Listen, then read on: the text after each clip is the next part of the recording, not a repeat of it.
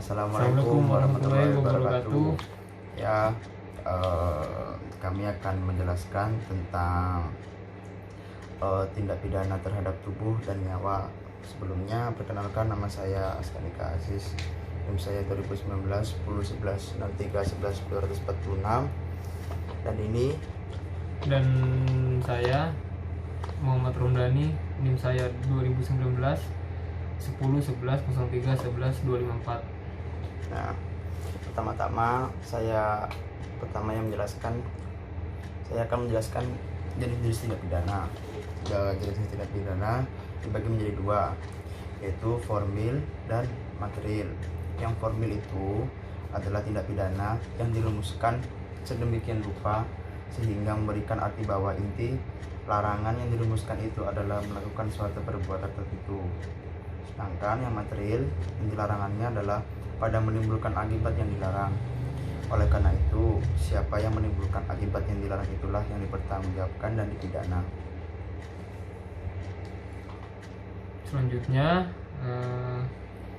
ada dua kelompok atas dasar kesalahan kejahatan terhadap nyawa, ialah tindak pidana disengaja atau dolus adalah tindak pidana yang dalam rumusannya dilakukan dengan kesengajaan atau ada unsur yang disengaja.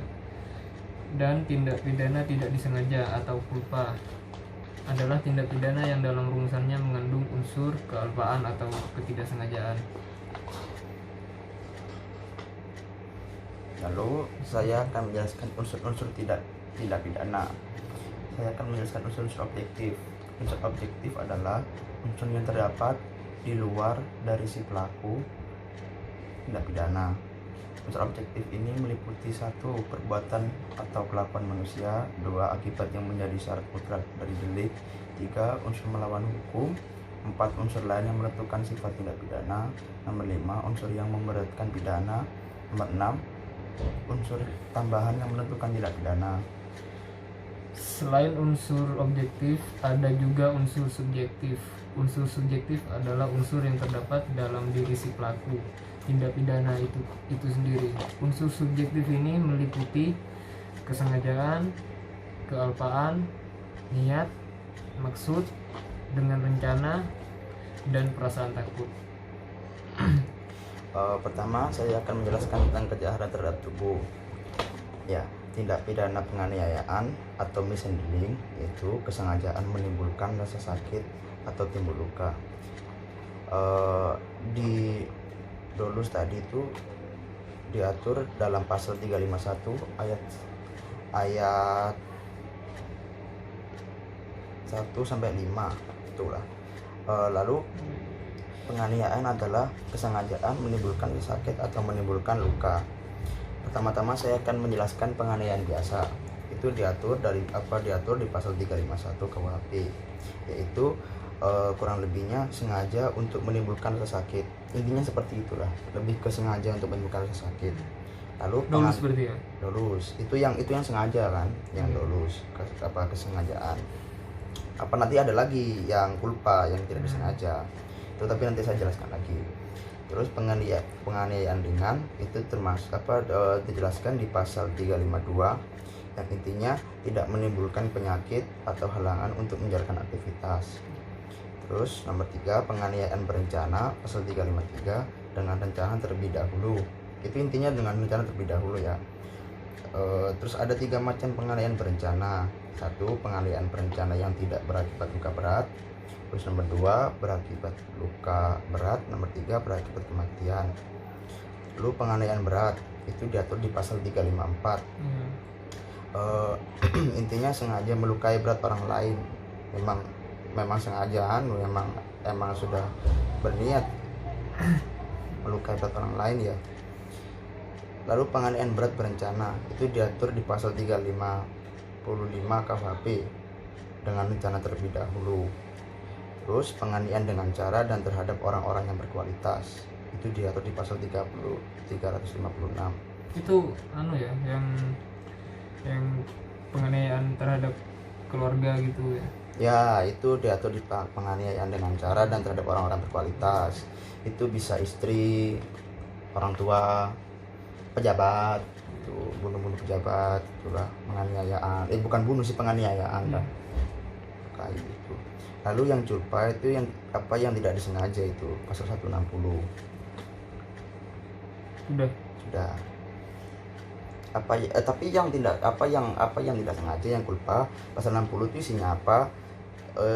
Yang tidak sengaja itu seperti contohnya kayak kecelakaan itulah, yang apa kan penganiayaan kan, kayak kalpaan, terus penganiayaan itu kayak nubruk orang, terus apa kayak kecelakaan orang itu, tapi tidak sengaja itu masuk di pasal 160. Lalu kamu sudah kan? Ya, rencana nyawa. Selanjutnya saya akan menjelaskan tentang contoh-contoh kejahatan terhadap nyawa dalam KUHP. Lebih spesifiknya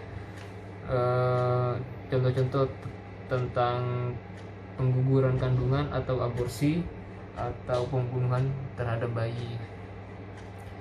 Yang pertama, pada pasal 341, seorang ibu yang karena takut akan diketahui bahwa ia melahirkan anak dengan sengaja menghilangkan nyawa anaknya pada saat anak itu dilahirkan atau tidak lama kemudian diancam karena membunuh anak sendiri dengan pidana penjara paling lama 7 tahun. Nah, itu dolus. Sengaja. Itu dolus ya. Sengaja. Di sini unsur objektifnya adalah perbuatan menghilangkan nyawa. Objeknya yaitu nyawa bayi itu sendiri. Unsur subjektifnya dengan sengaja. Udah. Ada yang ditanyakan? Terus jelas kan? Ya, jelas. Kalau aborsi itu seperti gimana? Aborsi apakah ya, masuk tadi? Sudah. Apakah masuk? Nanti saya jelaskan aborsi. Aborsi. Sekarang ini pembunuhan kepada anak dulu ya. Selanjutnya pasal 342. Seorang ibu yang untuk melaksanakan keputusan yang diambilnya karena takut akan diketahui bahwa ia akan melahirkan anak, menghilangkan nyawa anaknya pada saat itu dilahirkan atau tidak lama kemudian, diancam karena melakukan pembunuhan anak sendiri dengan berencana dengan pidana penjara paling lama 9 tahun. Nah, ini bisa tunggu, tapi bisa tolong ulang tadi pengertiannya gimana tadi? Yang mana? Yang tadi itu. Yang mana? 342. Iya, 342. Seorang ibu yang untuk melaksanakan keputusan yang diambilnya karena takut akan diketahui bahwa ia akan melahirkan anak, menghilangkan nyawa anaknya pada saat anak itu dilahirkan atau tidak lama kemudian diancam karena melakukan pembunuhan anak sendiri dengan berencana dengan pidana penjara paling lama 9 tahun. Sama aja sebenarnya. Jadi bedanya cuma 341 sama 342 ini. Yang 342 berencana. Yang ini ada rencana terlebih dahulu, yang 342 ya. 341-nya tidak. Jadi penjaranya lebih lama. Tadi saya mendengarkan unsur-unsurnya juga sama. Unsur objektifnya ya sama. Subjektifnya ini cuma menambahkan ini sih, dengan rencana terlebih dahulu. Dengan rencana gitu. Tadi saya dengar ada selang waktu di sana itu. Apa di pasal 342 di situ ada penjelasan bahwa di situ ada selang waktu untuk membunuh. Iya. Ada. Berarti ada selang waktu di sana. Iya. Setelah, berarti membutuhkan waktu lah. Ya emang berencana sih emang. Anak itu lahir ya. Iya, karena berencana kan juga. Jadi lebih tenang deh kan. Harus ada waktu. Lalu? Udah ya. Selanjutnya pasal 343. Bagi orang lain yang turut serta melakukan kejahatan yang diterangkan dalam pasal 341 dan pasal 342 dipandang sebagai pembunuhan atau pembunuhan anak dengan berencana. Jadi ini orang-orang yang ikut membantu untuk membunuh anak itu juga kena juga. Iya, juga kena. Berarti ada unsur orang lain juga berarti. Iya. Ada unsur orang lain. Juga ikut dipidana. Gitulah. Jelas kan? Ya, jelas. Lanjut dulu aja nanti. Coba nanti saya tanya dulu. Bentar ya, saya cari dulu. Itu tadi pasal berapa tadi? Yang dengan orang lain tadi itu? 354. Yang pasal 343. Oh, 343. Ya. 354. 354 ini. Ini kamu ya. Nah, yang selanjutnya saya akan berikan contoh-contoh tentang tindak pidana yang ini, aborsi. Ini aborsi nih. Yang sebelumnya kan pembunuhan terhadap anak yang sudah lahir kan. Nah, Sudah berbentuk wujud. iya. Sekarang ini masih janin gitu. Oh, masih belum berbentuk. Masih janin ya. Janin. Nah, Ya, saya sudah berwujud. masih di dalam perut. Ada mana? Masih dalam perut. Dalam pasal 346 disebutkan seorang wanita yang dengan sengaja menggugurkan atau mematikan kandungannya atau menyuruh orang lain untuk itu diancam dengan pidana penjara paling lama 4 tahun. Ya sama aja sih sebenarnya, unsur objektifnya ya perbuatan menghilangkan nyawa si janin itu sendiri kan. Objeknya ya janin itu, Jadi sendiri. subjektifnya dengan sengaja. Sama aja sih Faktor sebenarnya. aborsi apa faktor aborsi? Banyak sih. Hamil di luar nikah. Yang di luar nikah, Oh, dia malu kan, Ah. yang mau melahirkan anak. Itu faktornya. Banyak Ya? yang kayak gitu kan. Banyak. Banyak. Oh, berarti emang sudah bukan suatu ya, masalah yang jarang ya. Bukan yang tabu lagi kan. Banyak ya. Ya.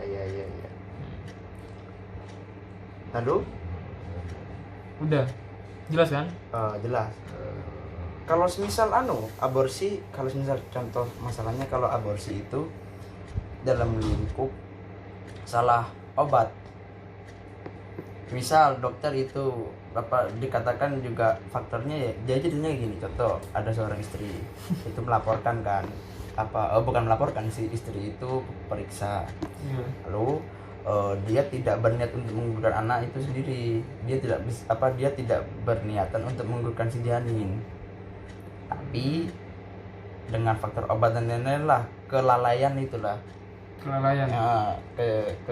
keculpaan itulah. Iya. Keculpaan itu yang menunjukkan bahwa si janin itu meninggal. Apakah itu ada di atas pasal dan gimana penjelasannya? Secara singkat aja nggak apa-apa.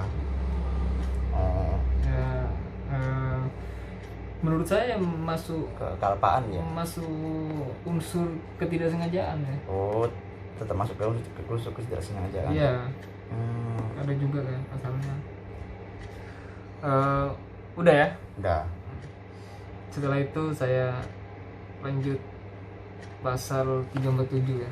Selesai semua. Pasal 347 ayat 1, barang siapa dengan sengaja menggugurkan atau mematikan kandungan seorang wanita tanpa persetujuan wanita itu diancam dengan pidana penjara paling lama 12 tahun. Ayat kedua, bila perbuatan itu mengakibatkan wanita itu meninggal, ia diancam dengan pidana penjara paling lama 15 tahun. Jadi contohnya kayak apa ya?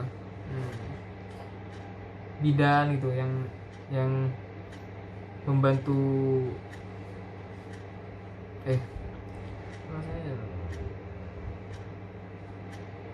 jadi kayak orang ada yang nggak suka kan ya, gitu ya, tanpa persetujuan si wanita itu sendiri, jadi dia menggugurkan apa dari obat ya, dari apa Oh, gitu. ya. Ya sama aja ini, Unsurnya sama. unsur-unsurnya sama aja sih, cuma kan objeknya ada dua, ada janin itu sama ibunya itu kan yang mengandung. Apabila dia juga kehilangan nyawa gitu kan, sama aja ya. Lalu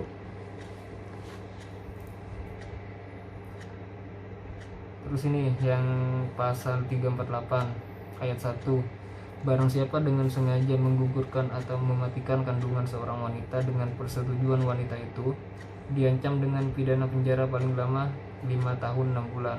Ayat kedua, Bila perbuatan itu mengakibatkan wanita itu meninggal, ia diancam dengan pidana penjara paling lama 7 tahun.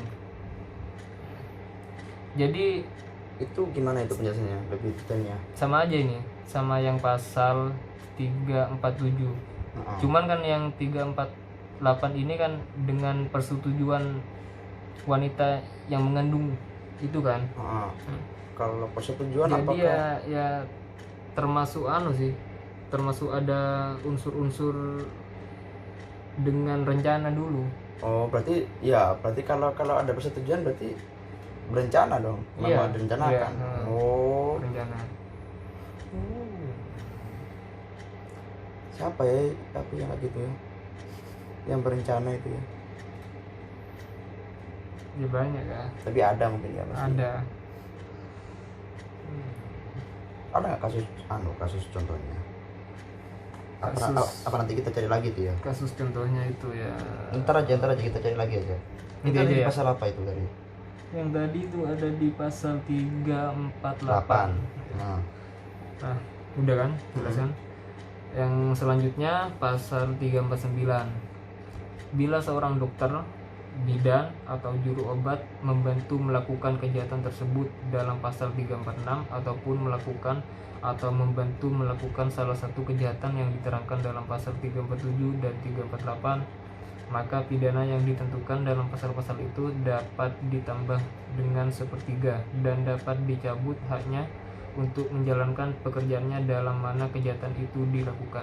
ya itu tadi yang masuk apa tadi itu? Iya, Ya ini. itu. Iya, Itu ini. masuk pasal berapa kali? 349. 349. Ini bila mana ada dokter yang membantu wanita ini menggugurkan gitu. Jadi hukumannya ditambah 1/3 dan tapi kan membantu kan? Bantu dengan unsur obat ya? iya kan nggak boleh kan? Oh iya. Tetap Tapi nggak boleh kan? kalau semisal kealpaan dari seorang dokter, Oh ya beda lagi tuh. Mas. oh itu beda lagi. Beda lagi, Oh, iya. Mas. Coba Kan yang ini ntar kan- aja kita bahas lagi kan coba. Kan lagi. yang pasal 349 ini kan dengan sengaja kan? Beda kan? Nanti kita cari itu. Nanti kita bedah di situ. Ini selain dia dipidana, si dokter itu juga bisa dipecat dari jabatannya Waduh. sebagai dokter. Iya. Gitu. Nah.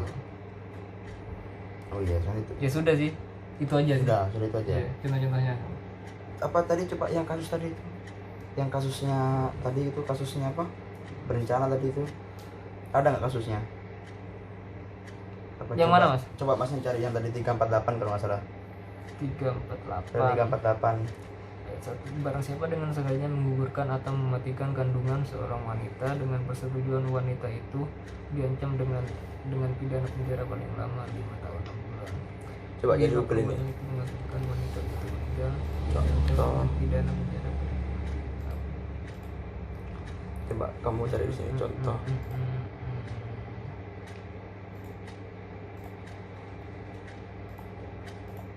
Apa kita cari aja sekalian juga kan contohan.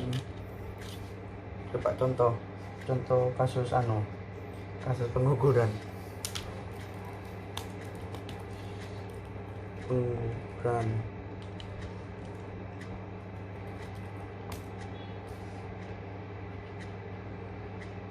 Wah, ada dan ternyata dan apa hingga buang janin di Surabaya.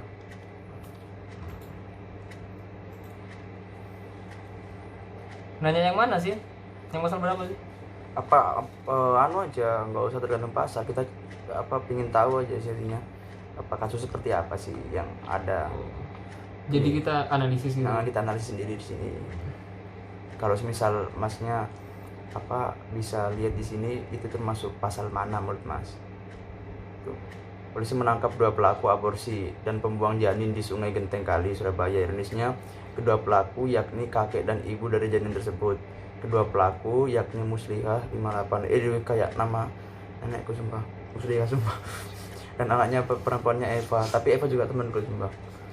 Tapi dia bukan anaknya nenekku kok. karena temanku itu warga Jalan Kentandaan Baru, mereka nekat menggugurkan janin tersebut karena merasa malu dengan tetangga. Ini termasuk pasal apa Mas? Malu dengan tetangga ya. Menggugurkan memang sengaja menggugurkan, sudah berencana. Ini karena 2 orang di sini, yaitu Muslihah dan anak perempuannya Eva. Jadi berencana menggugurkan. Berencana ya. Ya, berarti berencana menggugurkan lah.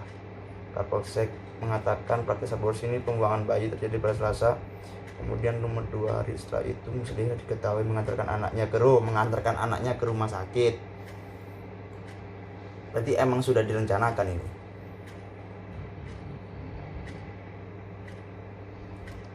Kalau menurut saya masuk pada pasal 347 Itu KUHP. gimana penjelasannya itu? Barang siapa dengan sengaja menggugurkan atau mematikan kandungan seorang wanita tanpa persetujuan ini. Ya, kita persetujuan ini. Ini bukan, ini ke ke apa cara yang sengaja yang.